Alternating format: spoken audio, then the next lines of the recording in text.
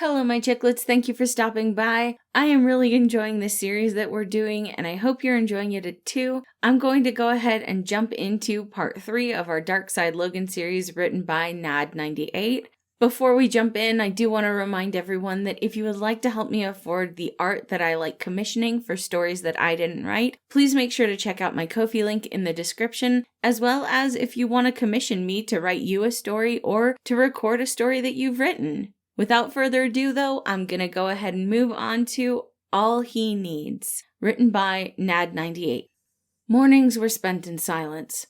Logan was moved from Remus's room to the living room and back 2 times each day. Once in the morning after waking up, and once after lunch for a nap. Not that Logan did much besides sleep for the first 2 days. Remus and Lucas let him. He seemed to need the rest badly. Lucas and Remus took turns in making something edible for the 3 of them for lunch and dinner. Breakfast was usually rice cakes and maybe a few apple slices. It wasn't much, but Logan didn't complain, and it was by far the most consistent eating schedule Remus and Lucas had had in months. It was the 3rd morning when Logan mumbled, "Good morning," as he woke up next to Remus. It was the 3rd morning when he stood up without Remus having to nudge him out of bed. It was the 3rd morning when he went into the bathroom and came out with a washed face and the sweatshirt and sweatpants they had lent him. Quietly, the 2 sides went into the living room, table already set with the rice cakes and raspberries. Lucas was making coffee in the kitchen, and Remus sat down on his usual seat as Logan joined Lucas in the kitchen. "Do you have avocados and eggs?" Wide-eyed, Lucas looked at Logan and wordlessly pointed to the counter, where they had a few avocados sitting in the fruit basket. Remus liked the skin quite a bit, so they usually had a few laying around. Logan took 2 out of the basket, 3 eggs out of the fridge, and cracked them into a pan as he skinned the avocados and cut them into thin strips. When he was done, he went into the living room to get 3 rice cakes and then laid the avocados on top of them before dropping a fried egg on top of it, seasoning it with some salt and pepper. He then took the 3 cakes back into the living room and put one in front of Lucas and Remus and took the last one for himself.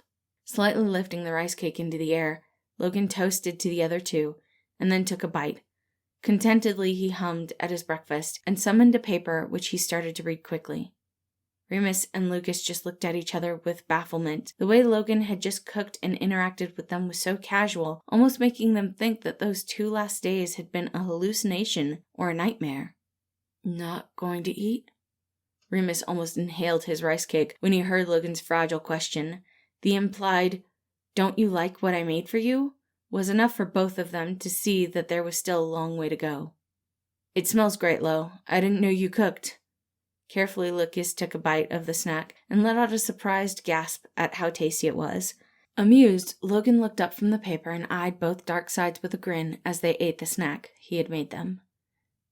"It isn't a complicated snack. Patton likes those on bad days, and Roman and I prepare them for him then. It's a thank you gesture." "What would you thank him for? That he doesn't tell you to shut up but only implies it most of the time?" Logan's heart sank. He fiddled with his hands and stared into nothingness. A fuzz was dancing around at the edges of his consciousness again. It had been there before he woke up, he believed. It was safe and familiar. He could give in and be in the fuzz again. He would get into the fuzz again. That was a harsh reality. But right now he could fight off, and he shook his head and focused on his hands. He had scratched himself and let out a shivering breath. "I should disinfect this." Immediately the 2 fretted over him, and Remus led him to the sink as Lucas went to get some disinfectant spray. Logan washed his hands and let Lucas spray the scratches. "Patton isn't a monster, nor is he perfect." "And what else is new?" Lucas said gruffly and met Logan's gaze. "It's new to Roman, and you, to some extent. Not that I would fault you for it. It's quite hard to see behind his figurative mask. Roman technically is very good at seeing through such behavior, but he has idealized Patton to a point where he couldn't see it anymore, which has led to his increased black and white mentality. And for you, his happy demeanor and overprotective tendencies come over as insincere, which they aren't.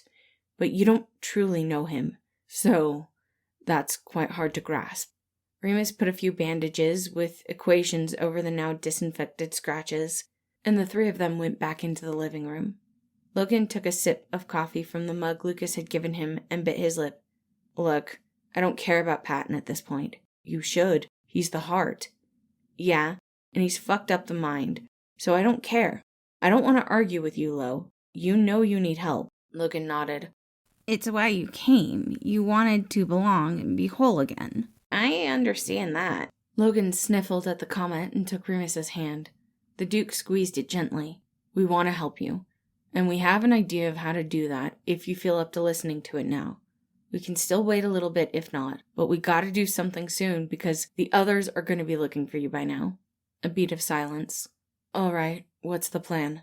Lucas and Remus exchanged a glance. Remus gave him his approval with a slight nod, and Lucas folded his hands on the table. He needed to do this right. He needed to do a lot better than the other sides had done before. So Lucas took a deep breath and began. First of all, what I'm saying here is an offer. It won't happen unless I get a clear and undoubted yes from you. Nothing will happen unless you want it, okay? Affirmative. Cool. So I was thinking about how things have been going generally, and frankly, it's been pretty shitty. They pay no mind to each other, and everyone is walking on eggshells around each other, and it's annoying. Y'all need a break. But with how things are going right now, that won't happen. It's gonna get worse. But I don't want to throw you under the bus, so I think you shouldn't have to go back up to them. Have you changed your mind about making me a dark side? The hopeful tone in Logan's voice made everything so much worse. Lucas shook his head and wrung his hands nervously. No, we haven't. Sorry. What I'm getting at is this. Well, before I say it, know this is in your control. I'm not doing anything without your knowledge. You'll tell me what to do, how to do it, and when to do it. I thought I'm offering to stand in for you until shit hits the fan and they come back to their senses or die from their stupidity. Logan blinked once, then twice. His shoulders trembled and he let go of Remus's hand and rubbed his face. His hand stopped at his glasses, and without thinking, he pulled them off his nose and sat them on a table. Due to that, he missed Lucas glitching on his chair and how Remus's expression fell even more. I understand that you try to make it very clear that this won't be like the time Janice impersonated me. I understand that this is different from what he did. Yet I don't see why you would have to do this for me. I might need a break, but so do the others. Why me? You're here and they're not. We want you to be okay because we know you'd do the same for us. I'm not sure the others would be so kind. Logan was about to disagree, but stopped when Remus got up from his chair and knelt down beside his chair. Confused, he watched him take his hands and press a gentle kiss on the back of his left. Blood was rushing to his cheeks, and he wished he would have put his glasses on again. Creativity and logic are what keeps the mindscape intact. This place can only be upheld if our ideas are logically connected to each other. When there is continuity, which you provide, the mindscape will break if you do. Roman breaking will be terrible, but I can and will keep things up until you put him together. Because you're smart and make sense of it all. Eventually you always do. You just need time, and we want to give that to you because it's logical and because we care. A breathless gasp escaped Logan's lips, and Remus cupped his cheek. Tears were welling up in his eyes, and with the little coo coming from Remus, the dam broke. Helpless, he let himself cry, and Remus pushed away the tears on his cheeks. His breathing got heavy again, but before it could escalate, he began to tap out his breathing pattern on his knees. After a few minutes, Remus put the glasses back on Logan's nose and took his left hand dutifully. Logan took one more breath and then turned to Lucas. So your idea is to take on my role as logic in the others and Thomas's presence, correct? Yeah, Lucas admitted with a small voice.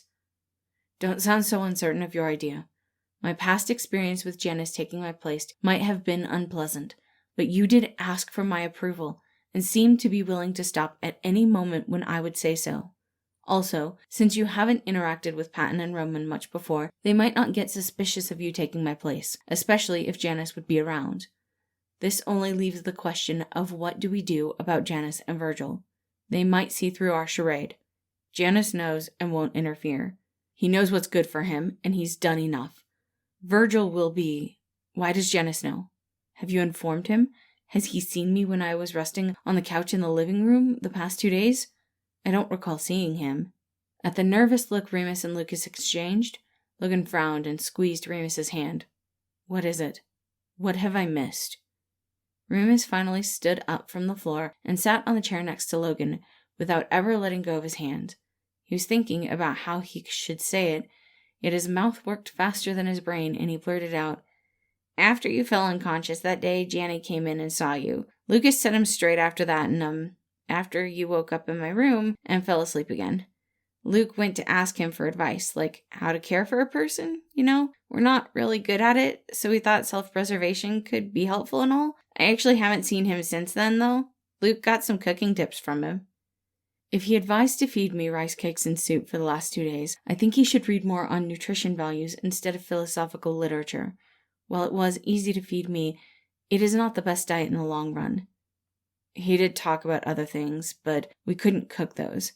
I'm surprised the soup didn't start burning this time." Lucas pouted and crossed his arms in front of his chest. Logan let out a chuckle and shook his head. "Let me remedy that then.